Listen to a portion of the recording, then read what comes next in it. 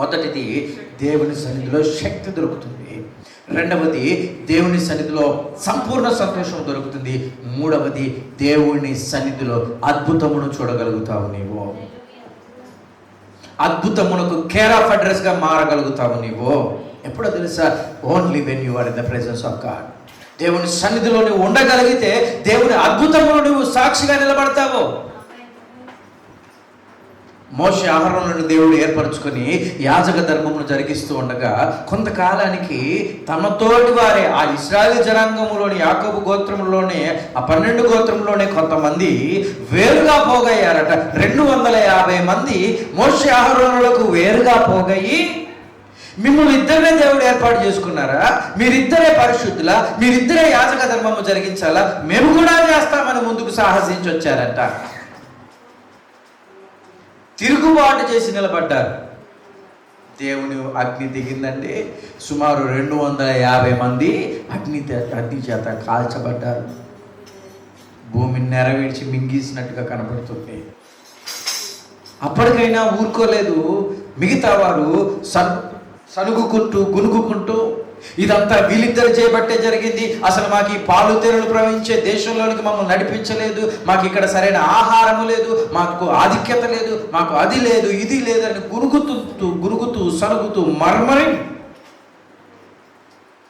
సరేరా బాబు, దేవుడు మిమ్మల్ని కూడా ఏర్పాటు చేసుకుంటే మంచిదే కదా, మీరు కూడా చేయాలనుకుంటే మంచిదే కదా అని చెప్పేసి దేవుడు ఒక తీర్మానానికి వచ్చి దేవుని పద్ధతి ప్రకారంగా మోషేతో చెప్పాడు, ఇదిగో 12 గోత్రముల నుండి 12 కర్రలను తీసుకొని రండి. 12 గోత్రముల నుండి, వింటున్నారా?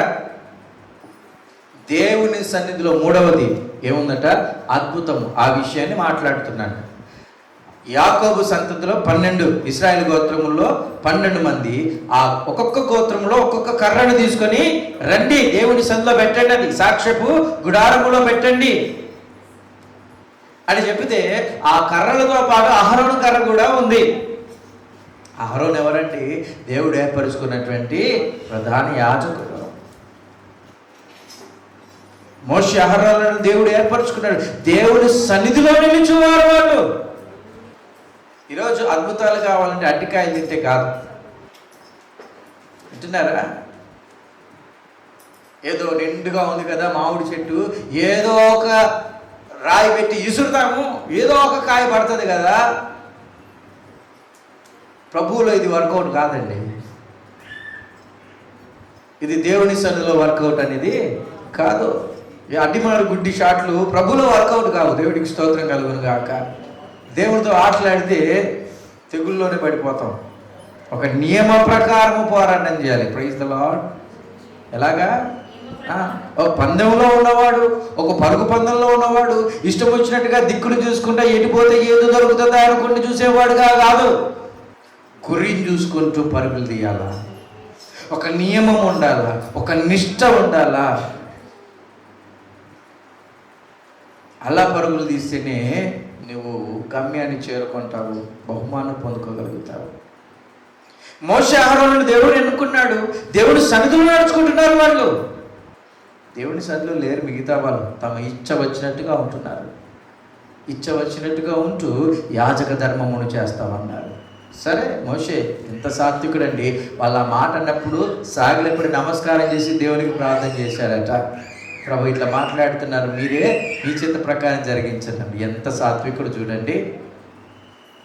దేవుడు ఆ 12 కర్రలు తీసుకొని వచ్చి సాక్ష్యం గుడారంలో పెట్టమన్నాడు.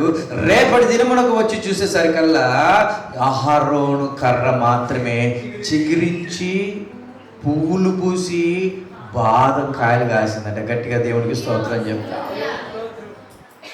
వింటున్నారా? అద్భుతం. ఒక్క రాత్రిలో అద్భుతం జరిగింది. ఎక్కడి నుంచి జరగగలిగింది అద్భుతం అని అంటే, he was in the presence of the lord. అహరోను సాక్ష్యము, దేవుని సన్నిధిని గడిపినవాడు అహరోను. మోషే చెప్పిన మాటకు తూచా తప్పకుండా అడుగులు వేసినవాడు.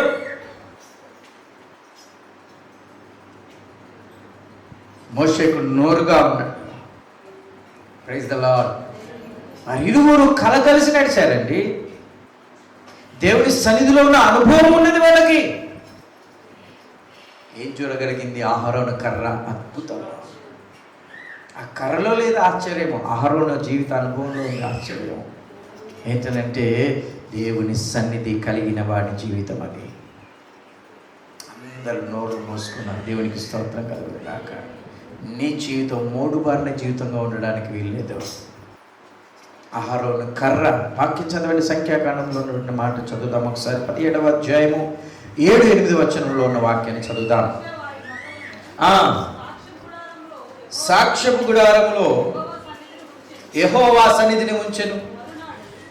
మరునాడు మోషే సాక్ష్యపు గుడారములోనికి వెళ్ళి చూడగా లేవి కుటుంబముదైన అహరోను కర్ర చిగిర్చి ఉండెను.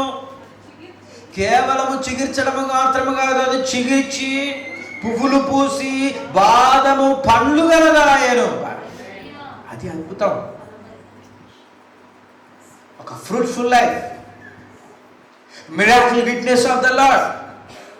దేవుని కొరకైనటువంటి అద్భుతమైన సాక్షి ఎవరనంటే అహరోను. నీ జీవితంలో కూడా చిగురించాలని ఆశపడితే, పుష్పించి సువాసనలు వెదజల్లి పండ్లు కాసి ఫలించాలి అని అంటే దేవుని సన్నిధిని అనుభవించాలి. ఎన్నిసార్లు ఆయన సన్నిధిని నిర్లక్ష్యపరిచామో మనము. అంటే ఒక ఫంక్షన్కి పోయినంత ఉత్సాహంతో దేవుని సన్నిధికి వచ్చేవారు ఉన్నారా? ఉంటే ధన్యులే. ఆయన సన్నిధిని సంపూర్ణ సంతోషం కలదు. ఆయన సన్నిధిలో శక్తి కలదు. ఆయన సన్నిధిలో అద్భుతములు గలవు. ఆయన సన్నిధిని నిలిచిన మోషే ద్వారా దేవుడు గొప్ప అద్భుతములు చేయించలేదా?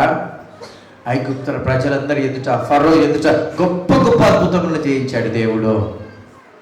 ఆ ఐగుప్తులో ఉన్న మంత్రగాళ్ళందరూ తలదించుకున్నారు, ఇక మా వలన కాదు. వీరి దేవుడే గొప్ప దేవుడు, శక్తి గల దేవుడు. దేవుని సన్నిధిలో నిలబడగలిగితే అనుదినమును అద్భుతములకు కేర్ ఆఫ్ అడ్రస్గా నువ్వే మారుతావు. Praise the lord. మొదటిది దేవుని సన్నిధిలో శక్తి, రెండవది దేవుని సన్నిధిలో సంపూర్ణ సంతోషము, మూడవది దేవుని సన్నిధిలో అద్భుతములు, నాలుగవది దేవుని సన్నిధిలో బలము, ఘనత, ప్రభావములు గలబట. Praise the lord.